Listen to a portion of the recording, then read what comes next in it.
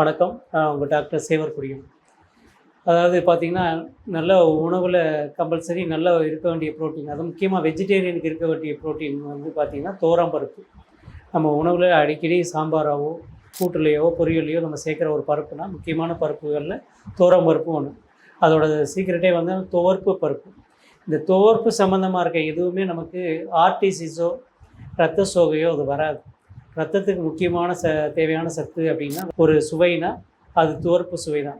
நம்ம அன்றாட உணவில் இல்லாத சுவையை பார்த்திங்கன்னா அந்த கசப்பு துவர்ப்பு தான். என்றைக்காவது ஒரு நாள் தான் பாகக்காய் சேர்ப்போம், என்றைக்காவது ஒரு நாள் தான் வாழைக்காய் சேர்ப்போம், வாழைப்பூ சேர்ப்போம்.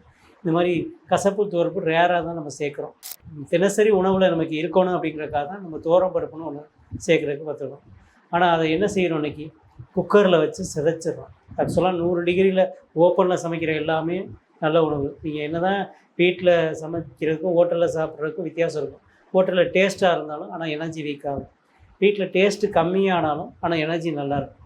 நீங்கள் ஒரு வாரம் கண்டினியூவாக ஹோட்டலில் சாப்பிட்டு பாருங்கள், அப்போ எப்படா வீட்டு சாப்பாடு சாப்பிட மாட்டோமான்னு உடம்பு.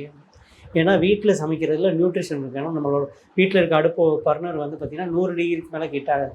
இது மாதிரி ஓப்பனில் சமைக்கிற எல்லாமே 100 டிகிரியில் குக் ஆகும். ஆனால் இதையே நம்ம குக்கரில் வச்சு ஹை ப்ரெஷரில் சமைக்கும்போது 300 டிகிரி போர்ஸ் குக் ஆகுது.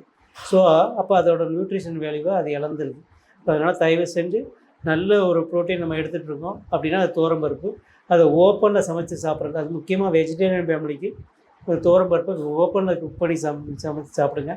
சீக்கிரம் வேணும். இன்றைக்கி மக்கள் இன்றைக்கி இருக்க லைஃப் ஸ்டைலில் சீக்கிரம் வெந்துடணும், அதுக்காக தான் குக்கரில் வைக்கிறோம் அப்படிங்கிறீங்க. இதே ஒரு இஞ்சியை தட்டி போட்டு டீ பாத்திரம் மாதிரி ஒரு பாத்திரத்தை வச்சு போட்டிங்கன்னா அது இன்ஸ்டண்ட்டாக சீக்கிரம் வெந்துடும். ஸோ அதுக்கப்புறம் நீங்கள் அதிலே காய்கறிகளை வேக வச்சு அதுக்கப்புறம் நம்ம தாளிக்கிறதுக்குன்னு ஒரு கரண்டி வச்சு அதில் எண்ணெய் விட்டு கடுகு, உளுந்து பருப்பு, கருவேப்பிலை போட்டு தாளித்து கலந்து விட்டிங்கன்னா அது சரியான குக்கிங். நீங்கள் அதை விட்டுட்டு எண்ணெயில் போட்டு காயெல்லாம் வதக்கி எடுத்து குக்கரில் வச்சு சிதைச்சி அந்த பருப்பெல்லாம் சேர்த்து பண்ணிங்கன்னா அது நல்ல சாம்பாரே கிடையாது. அதனால நம்ம உடம்புக்கு தேவையான நியூட்ரிஷன் நம்ம இழந்துடுறோம். ஸோ இதை சரி பண்ணிக்கிட்டிங்கன்னா நம்ம உடம்புல பாதி பிரச்சனை, முக்கியமாக அந்த கேஸ்ட்ரிக் பிரச்சனை சரியாகிறது நம்ம கண் கூட பார்க்கலாம். நன்றி, வணக்கம்.